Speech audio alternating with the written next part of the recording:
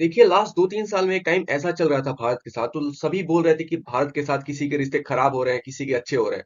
लेकिन धीरे धीरे इन सभी देशों को समझ में आ रहा है कि भारत क्या है आपके लिए, क्या सही है क्या गलत है, ठीक है। वो बोलते हैं ना जियो पॉलिटिक्स में, अगर आप एशिया में जिंदा हैं, अगर आप एशिया में रहते हैं, किसी भी देश के पॉलिटिशियंस हैं, बहुत बड़े पॉलिटिशियंस हैं, you can hate India, you can love India, but you can not ignore India. समझ रहे हैं ना आप? You can not ignore India. वही अब धीरे धीरे भारत के पड़ोसियों को समझ में आ रहा है कि इनका प्रो चाइना होना इनके देश के लिए कितना खतरा है। देखिए इस वीडियो में हम लोग बात करेंगे क्या हुआ है, ठीक है। धीरे धीरे अब श्रीलंका को भी समझ में आ रहा है कि इसने प्रो चाइना के साथ होकर इसने अपने देश को कितना बैकलैश मिले गया है। देखिए चलते हैं हम लोग अपने इंडिया से थोड़ा नीचे। मैं यहाँ पे लोकेशन डिराइव कर देता हूँ, ईस्ट वेस्ट नॉर्थ साउथ। तो दोस्तों साउथ में आप जाइएगा, अगर आप दिल्ली से हम लोग बात करें अपने कैपिटल से, तो 3002 किलोमीटर यहाँ पे एक देश है श्रीलंका, उसका कैपिटल है कोलंबो। तो हम लोग न्यू दिल्ली से कोलंबो का दूरी है 3002 किलोमीटर, ठीक है। चलते हैं देखते हैं श्रीलंका ने क्या किया है क्या हुआ है, ठीक है। देखिए ये रहा श्रीलंका। और आपको बताऊं कि ये कुछ हद तक भारत से बहुत ही हिस्ट्री से लेके, मतलब समझिए कि टोटली इसका जो कल्चर है, सिविलाइजेशन है, सारा इंडियंस इंडियंस रिलेटेड है, ठीक है। देखिए एक बार श्रीलंका को हम लोग वन शॉट में जान लेते हैं, ठीक है। इसका कैपिटल है श्री जयवर्धने कुटे और कोलंबो। लिखिए श्री जयवर्धने एक तरीके से फाइनेंशियल कैपिटल है, लेकिन जो मेन कैपिटल है ना वो कोलंबो है, ठीक है। तो आप लोग कोलंबो हर जगह पढ़ते होंगे, ठीक है। तो यही है कोलंबो ही समझिए आप लोग। ऑफिशियल लैंग्वेज है सिंहाला। सिंहाला वहां पे मेजोरिटी लोग सिंहाले हैं, सिंहाला फॉलो करते हैं, तो वही बोलते हैं वो, ठीक है। रिलीजन 70% बुद्धिज्म है, 12.6% हिंदू है, 9.7 इस्लाम है और 7.4 क्रिश्चियंस है। एरिया की बात करें तो 120वां सबसे बड़ा देश है पूरी दुनिया में, 194 कंट्रीज है तो 120वां है। पॉपुलेशन है 22 करोड़ 37 लाख के आसपास है, ठीक है। और 60वें नंबर पे है, ठीक है, पूरी दुनिया में। करेंसी यहाँ पे श्रीलंकन रुपी चलती है, जैसे इंडियन रुपी है ना। और डेलिंग कोड +94 है, +94, जैसे कि इंडिया में +91 है। तो और प्रेसिडेंट है रानिल विक्रम सिंघे, ये है प्रेसिडेंट यहाँ के, ठीक है। अब देखिए सबसे पहले जान लीजिए एक राजपक्षा फैमिली ट्री के बारे में, ठीक है। ये राजपक्षा फैमिली 1979 से बहुत ज्यादा पावरफुल है, समझ रहे हैं ना। और इनका मतलब समझिए कि प्रभुत्व श्रीलंका में सबसे ज्यादा है, जैसे इंडिया में एक टाइम पे गांधी परिवार का हुआ करता था वैसे ही। और ये लोग टोटली जितने भी है ना, सारे के सारे प्रो चाइना है, ठीक है। इन लोगों का प्लान क्या था वो समझते हैं, ठीक है। देखिए ये लोग, देखिए ये महिंद्रा एक्स पीएम है, ये पीएम रह चुके हैं, ये प्रेसिडेंट है, ये मिनिस्टर, ये मिनिस्टर है, और ये मिनिस्टर है। ये देखिए ये भी मिनिस्टर है, पीएम के पर्सनल स्टाफ है, और ये भी मिनिस्टर। सोचिए कि अपने फैमिली का पूरा नेपोटिज्म सब कुछ यहीं भरा हुआ था। और ये लोग 1979 से ऐसा कर रहे थे, ठीक है।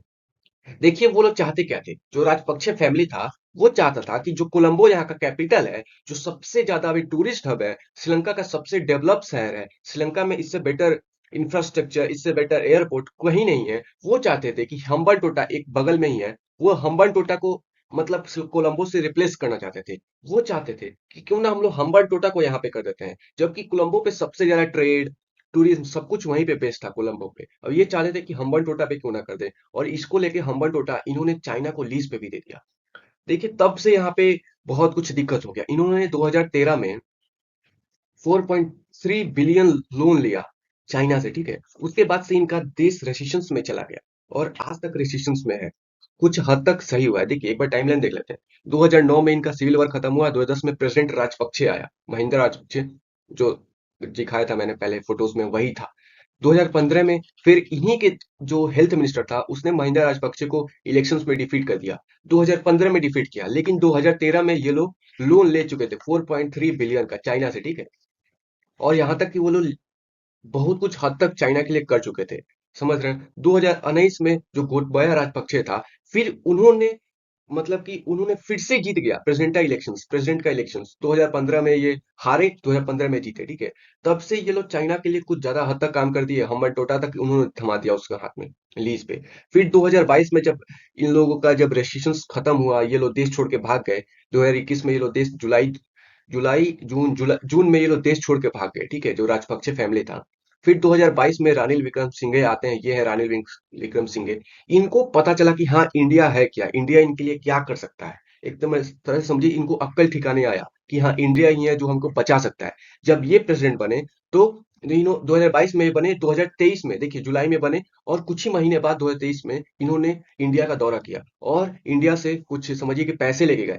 और इंडिया ने इनको पैसे दिया ताकि वो अभी कुछ हद तक रेसिशन से बाहर आ चुके हैं। क्योंकि देखिए वर्ल्ड बैंक आईएमएफ से पैसे लेने के लिए ना आपको कम से कम 7 से 8 महीने वेट करना पड़ता है, बहुत प्रोसेस होता है लॉन्ग। तब तक इनको पैसे चाहिए था और चाइना से ये ले नहीं सकते हैं, तो इंडिया ने इनको दिया। और तब से समझ में आ रहा है कि हाँ, धीरे धीरे ये लोग प्रो इंडिया है। और इंडिया, इन लोगों को लगता है ना कि चाइना तो इन लोगों को डेट ट्रैप में फंसाता है, लेकिन इंडिया का वैसा पॉलिसी नहीं है कि किसी देश को डेट ट्रैप में फंसाना। समझ रहे हैं ना? उसके बाद क्या हुआ, धीरे धीरे इनका देश का कुछ हद तक सही हो गया है। बोले तो टूरिज्म से लेके जो ट्रेड है सब कुछ नॉर्मल हो रहा है धीरे धीरे। और आने वाले टाइम में श्रीलंका बहुत अच्छे तरीके से ग्रो करेगा, ठीक है। जब से ये राजपक्सा फैमिली गया है, श्रीलंका के अच्छा डेवलपमेंट हो रहा है।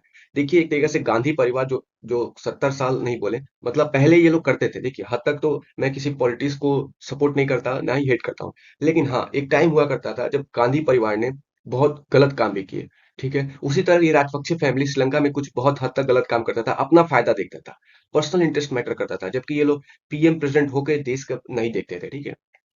देखिए अभी न्यूज आया 9 मई का है कि श्रीलंका जो है अब इंडियन कंपनी के की तरफ ज्यादा झुकाव कर रहा है, ठीक है। देखिए श्रीलंका ने अभी क्या किया है, श्रीलंका ने अडानी ग्रुप को 700 मिलियन पोर्ट का कोलंबो पोर्ट जो प्रोजेक्ट था 2021 में लिया गया था। अब वहां वो जो टर्मिनल का जो प्रोजेक्ट था वो अडानी 2021 में लिया था, ठीक है। लेकिन अभी क्या हुआ है, अभी गवर्नमेंट ने श्रीलंका के 20 साल का जो पावर परचेज करेगा, ठीक है, 20 साल तक पावर परचेज करेगा अडानी अडानी ग्रीन एनर्जी से, ठीक है। और ये 442 मिलियन का इन्वेस्टमेंट है, जिससे दो विंड पावर स्टेशन बनाए जाएंगे, मन्नार और पुनरई में, ठीक है। मन्नार और पुनरई में टोटल 484 मेगावाट का है, ठीक है। और ये जो पहले एनर्जी पावर परचेज करते थे, ठीक है, ये एमआई मतलब कि मट्टाल राजपक्षे इंटरनेशनल एयरपोर्ट, सोचिए राजपक्षे सब कुछ कब्जा कर चुके थे, मतलब एयरपोर्ट से लेके पोर्ट तक का सब कुछ नाम राजपक्षे राजपक्षे हर जगह, ठीक है। और पहले ये चाइना के द्वारा फंडेड था, लेकिन अभी जो ये जो बनेगा मेगा पावर प्लांट जो बनेगा, जो एनर्जी अडानी ग्रीन एनर्जी बना रहा है, ठीक है, तो ये अब रसिया और इंडिया जॉइंट वेंचर है, ठीक है। मतलब पहले चाइना फंडेड करता था, अब ये इंडिया और रसिया का दोनों जॉइंट वेंचर के साथ बनेगा, ठीक है। दोनों साथ मिलकर काम करेंगे, ठीक है। देखिए गौतम अडानी ने 2021 में ये कोलंबो पोर्ट को सिक्योर किया, ठीक है, पोर्ट टर्मिनल बनाने को, और 700 मिलियन का पोर्ट था, ठीक है। और 533 मिलियन इन्होंने पैसा लिया, श्रीलंका ने पैसा लिया US international development finance crop से, ठीक है। 700 मिलियन का ये मतलब पैसा लग रहा था, ठीक है, जिसमें से 553 मिलियन श्रीलंका ने लिया US international development finance crop से। तो इससे साफ पता चलता है ना कि धीरे धीरे श्रीलंका को अक्ल ठिकाने आ गया कि हाँ चाइना क्या कर सकता है, देश को हड़प सकता है, कुछ भी कर सकता है वो, ठीक है।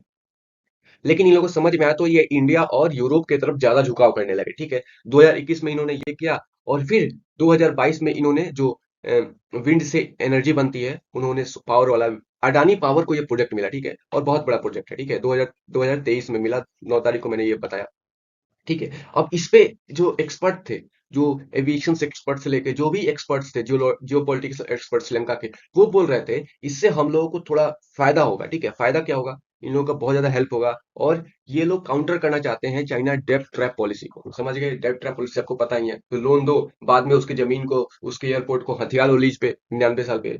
ऐसा ही कुछ ये लोग करते हैं। तो आशा करता हूँ आपको वीडियो समझ में आएगा। धीरे धीरे चाइना चाइना को समझिए, धीरे धीरे सारी कंट्री चाइना को किनारा कर रहा है। आने वाले टाइम में चाइना को सारे कंट्री किनारा कर देंगे। और सारे कंट्रीज अपना इंटरेस्ट, जियो पॉलिटिक्स अपना इंटरेस्ट पे ही निर्भर करता है, ठीक है। अपना इंटरेस्ट मैटर करता है जियो पॉलिटिक्स। और जब ये बात सभी देशों को समझ में आ जाता है ना, तो छोटे कंट्री है वो बड़े कंट्री से भी भिड़ जाते हैं कि नहीं भाई मेरा कंट्री मैटर करता है पहले। ऐसे क्वेश्चन ये है, how many district in India. Answer करो, आपको समझ में आए तो शेयर करो।